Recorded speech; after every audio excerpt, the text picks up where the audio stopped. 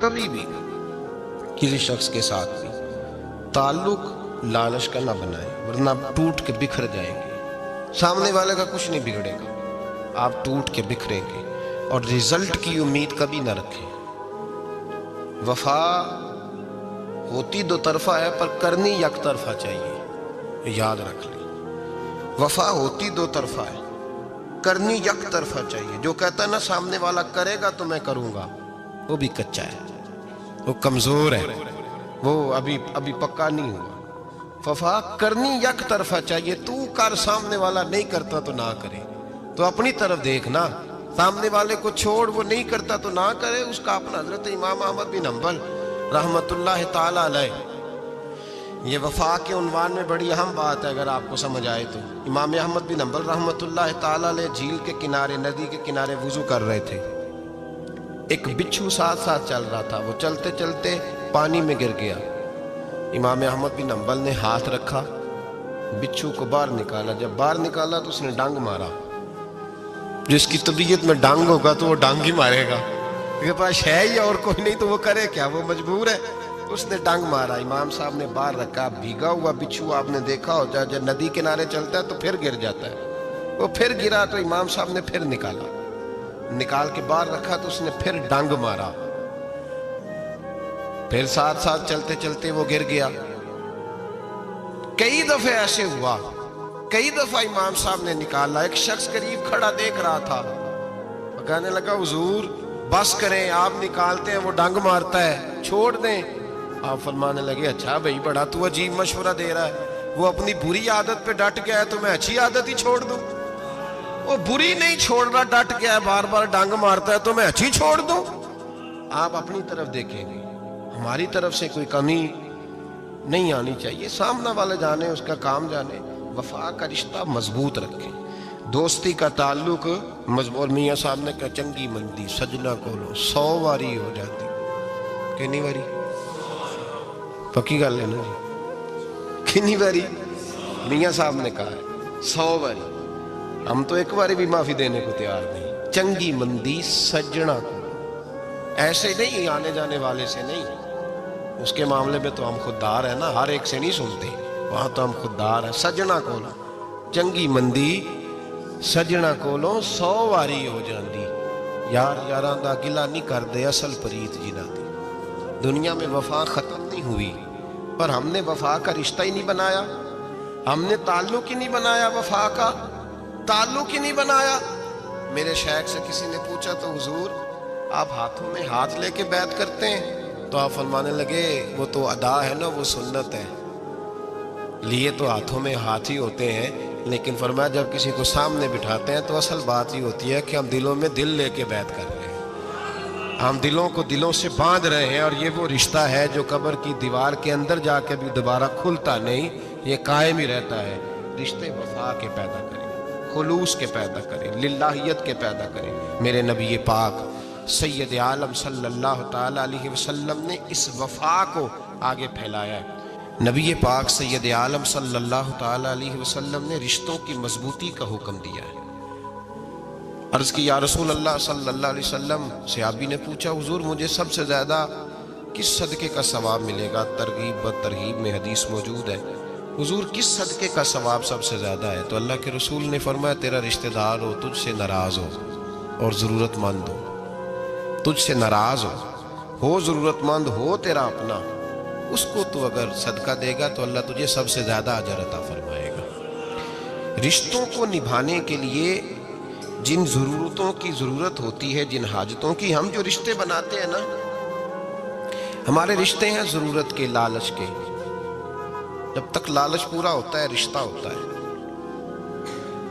حالانکہ رشتے ضرورت کے نہیں ہونے چاہیے، رشتے عقیدت کے ہونے چاہیے، رشتے محبت کے ہونے چاہیے۔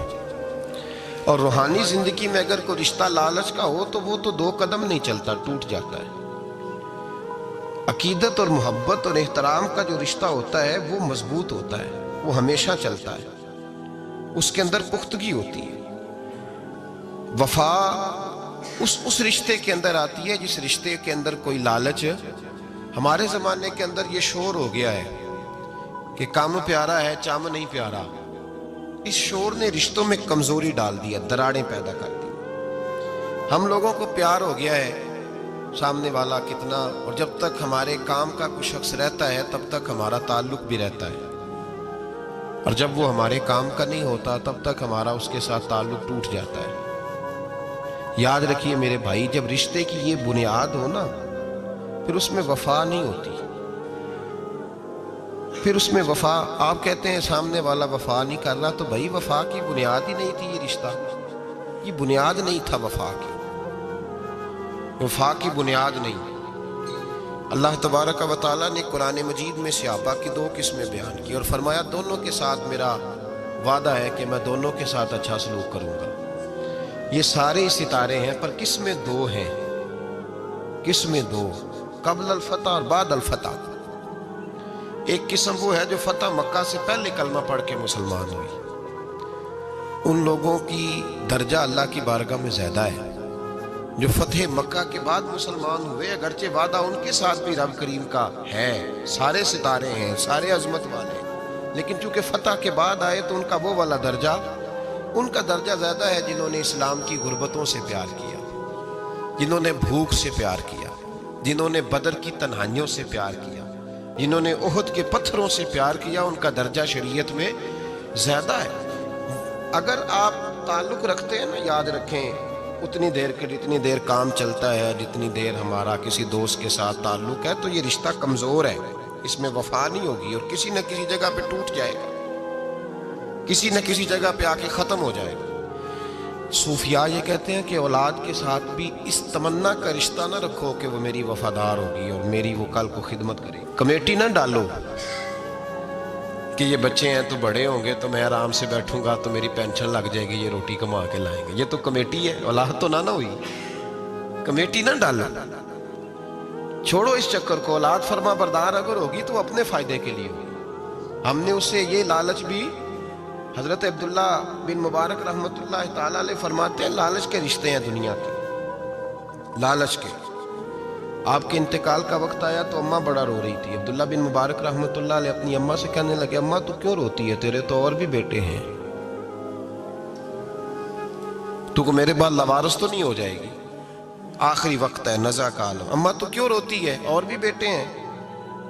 تو اماں کہنے لگی بیٹا اور بھی بیٹے ہیں پر جس طرح کا دھیان تو رکھتا تھا وہ نہیں رکھتے، جس طرح وقت پہ دوائی تو لا کے دیتا تھا وہ نہیں لا کے دیتے، جس طرح تو میرے کھانے پینے کا خیال رکھتا تھا وہ۔ کہنے لگے اچھا اماں اس کا مطلب ہے تو مجھے نہیں رو رہی، تو اپنی ضرورتوں کو رو رہی ہے کہ روٹی کون دے گا، کھانا کون لائے گا، دوائی، میں سمجھا تھا شاید مجھے رو رہی ہے۔ بیوی سے پوچھا تو کیوں رو رہی ہے، تو کہنے لگی تیری وجہ سے میری بادشاہی تھی، تو موجود ہے تو خاندان میں، معاشرے میں میرا ایک وقار ہے، تیرے بعد تو بیوہ کی زندگی ہوگی۔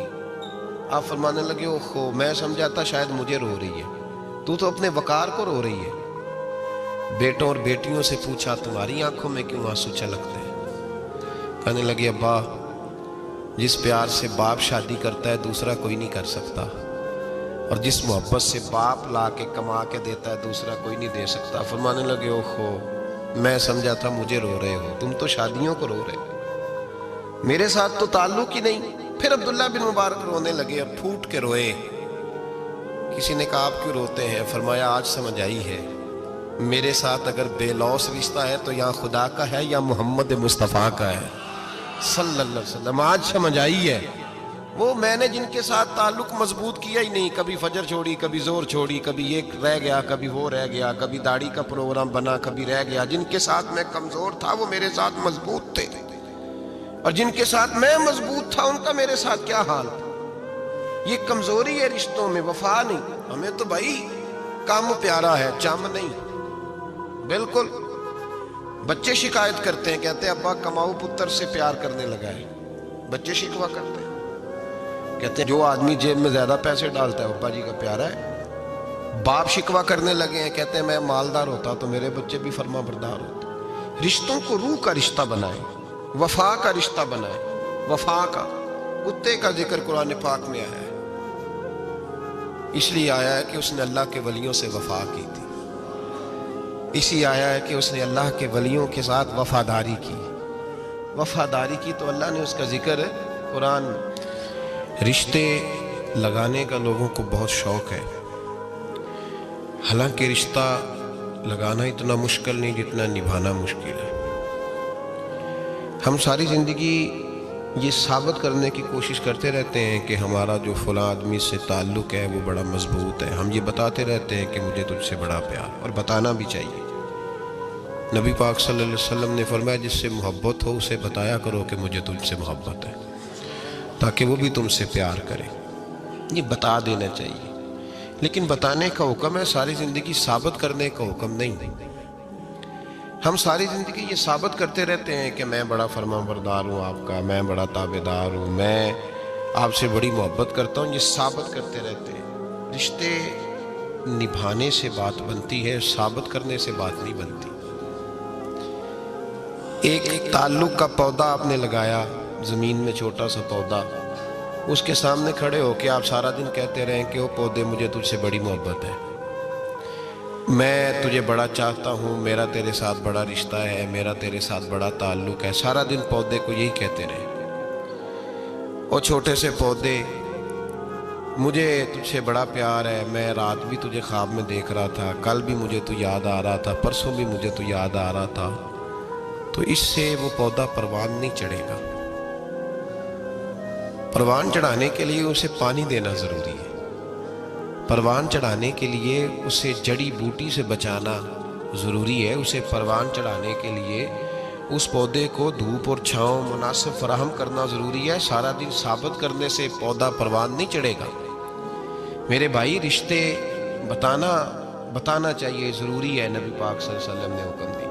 ہم سارا دن ثابت کرتے رہتے ہیں، لیکن رشتے پروان چڑھانے کے لیے جس پانی کی ضرورت ہوتی ہے، جس دھوپ چھاؤں کی ضرورت ہوتی ہے، رشتوں کے بیچ جو جڑی بوٹی آ رہی ہوتی ہے اسے کاٹنے کی جو ضرورت ہوتی ہے، وہ کام ہم کرتے نہیں۔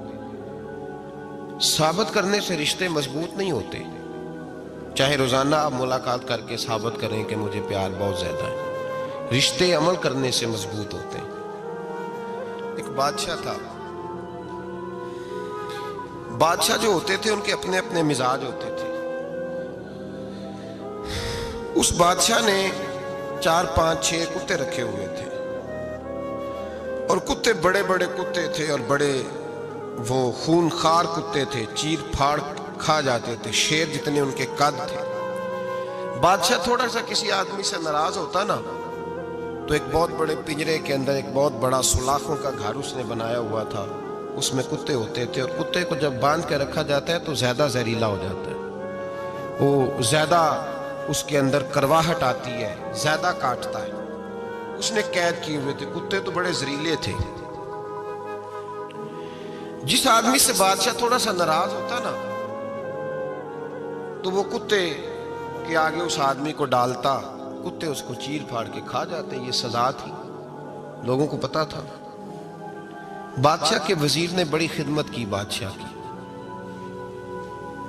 35 سال تک نوکری کی، لیکن ہر سورج نے غروب تو ہونا ہی ہوتا ہے نا، ہر چاند نے ڈھلنا بھی ہوتا ہے۔ اب بوڑھا ہونے لگا، وہ جو مضبوط حافظہ تھا وہ کمزور ہونے لگا، ہلکی ہلکی غلطی۔ بادشاہ مزاج کا بادشاہ تھا، نہیں سمجھ میں آیا تو میں نے کہا کہ لوگ کہتے ہیں ہمیں کام پیارا ہے، چم نہیں، تو رشتہ وفا کا تھا ہی نہیں۔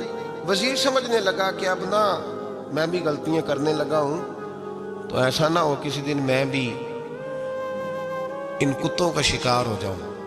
اس نے بادشاہ سے کہا کہ بادشاہ، مجھے آہستہ آہستہ معذرت کرنے لگا، قدم ہٹانے لگا کہ مجھے چھٹی دے دی جائے، اب میں بوڑھا ہو گیا ہوں۔ لیکن اس نے کہا نہیں، جب تک میری طبیعت نہیں مانتی تم نہیں جا سکتے۔ مطلق العنان لوگ تھے، وزیر خاموش ہو گیا، پریشان رہنے لگا، غلطی ہو گئی ہے تو پھینک دے گا۔ ایک تجویز اس کے ذہن میں آئی،